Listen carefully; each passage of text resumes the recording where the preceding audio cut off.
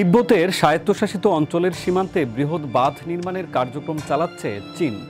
দেশটির এই ধরনের কার্যক্রম এবং সীমান্তে ক্রমবর্ধমান উত্তেজনার কৌশলগত প্রতিক্রিয়া হিসেবে অরুণাচল প্রদেশে জলবিদ্যুৎ প্রকল্প বাস্তবায়নের প্রচেষ্টাকে জোরদার করেছে ভারত সরকার।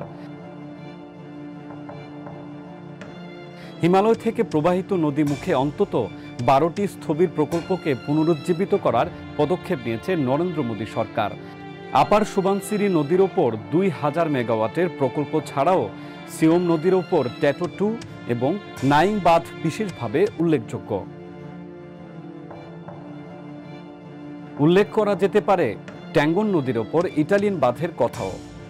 আশঙ্কার বিষয় হল বাঁধের কবলে পড়া এই সবগুলো নদী বাংলাদেশের ওপর দিয়ে বয়ে যাওয়া ব্রহ্মপুত্র নদের শাখা নদী।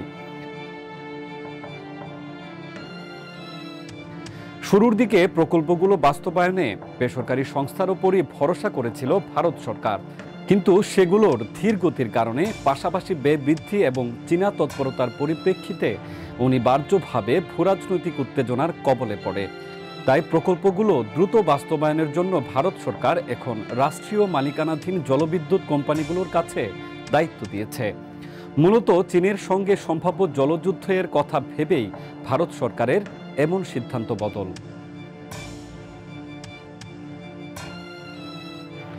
একদিকে জীবাশ্ম জ্বালানির ওপর নির্ভরতা কমানো, অন্যদিকে নদীগুলোতে চীনা প্রভাবের উদ্বেগ দূর করা, এই দুটি বিষয় মাথায় রেখেই ভারত কিছুটা তাড়াহুড়া করছে। দেশটির কেন্দ্রীয় সরকার এবং অরুণাচল রাজ্য সরকারের যৌথ প্রচেষ্টায় এই জলবিদ্যুৎ প্রকল্পগুলোকে এগিয়ে যাচ্ছে। ভারত সরকারের এমন উদ্যোগ এরই মধ্যে পরিবেশবাদী, বাঁধ বিরোধী এবং স্থানীয় অধিকার কর্মীদের বিরোধিতার মুখে পড়েছে। উৎসমুখ তিব্বত থেকে ব্রহ্মপুত্র নদ বাংলাদেশে পৌঁছানোর আগে ভারতের ওপর দিয়ে প্রবাহিত হয়েছে। এর ফলে ব্রহ্মপুত্রের পানি এই অঞ্চলে একটি আন্তর্দেশীয় রাজনৈতিক আলোচনার কেন্দ্রবিন্দুতে পরিণত হয়েছে। এই পানির ওপর বাংলাদেশ অনেকাংশেই নির্ভরশীল। সমালোচকেরা মনে করেন শুধু কৌশলগত নয়, বরং কূটনৈতিক উদ্দেশ্য হাসিলের মানুষও জলবিদ্যুৎ প্রকল্পগুলো এগিয়ে নিয়ে যাচ্ছে ভারত। হিমালয় থেকে প্রবাহিত নদীগুলোকে কাজে লাগাতে চীন এবং ভারতের মধ্যে যে প্রতিযোগিতা চলছে তা নিশ্চিতভাবে ভাটিতে অবস্থান করা বাংলাদেশের ওপর বড় ধরনের প্রভাব ফেলবে। যেহেতু চীন ভারত দুই দেশই জলবিদ্যুৎ প্রকল্পগুলো ত্বরান্বিত করেছে, সেহেতু পানি নিরাপত্তা, পরিবেশগত অবক্ষয় এবং ভূ রাজনৈতিক উত্তেজনা নিয়ে উদ্বেগও বাড়ছে। আর উজানে থাকা বৃহৎ দুই দেশ নদীর পানির নিয়ন্ত্রণ নিয়ে প্রতিযোগিতায় মেতে উঠলে বাংলাদেশের মতো ভাটির দেশগুলো অত্যন্ত ঝুঁকির মুখে পড়বে, সেই সঙ্গে দর কষাকষির সুযোগও হারাবে।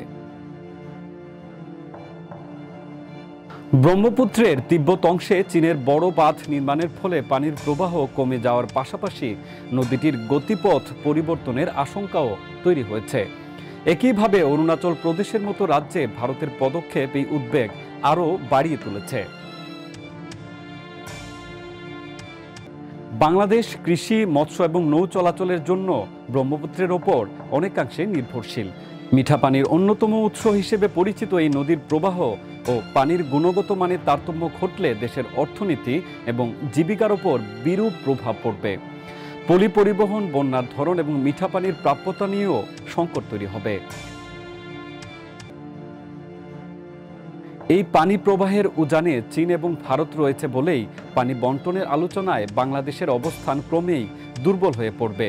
এই চ্যালেঞ্জ মোকাবেলার জন্য টেকসই পানি ব্যবস্থাপনা অনুশীলন, শক্তিশালী দ্বিপক্ষীয় চুক্তি এবং বিরোধ নিরসনের প্রক্রিয়াগুলো এগিয়ে নেওয়া অত্যন্ত গুরুত্বপূর্ণ।